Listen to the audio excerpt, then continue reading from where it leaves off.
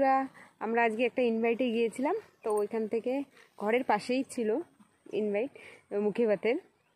তো ওইখান থেকে খাওয়া দাওয়া করে সিধা ড্যামে চলে এসেছি। তা দেখো তোমাদের একটু দেখাই ড্যামের ভিউটা কি সুন্দর লাগছে। আর এই পিছনে দেখো, আগে গাছ ছিল তো জঙ্গল ছিল একদম, এখন সুন্দর সাফাই করে দিয়েছে, তো খুব সুন্দর লাগছে। দেখো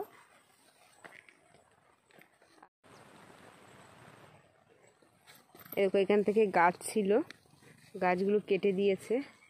আর এই দেখো ড্যামের পুরো ভিউটা।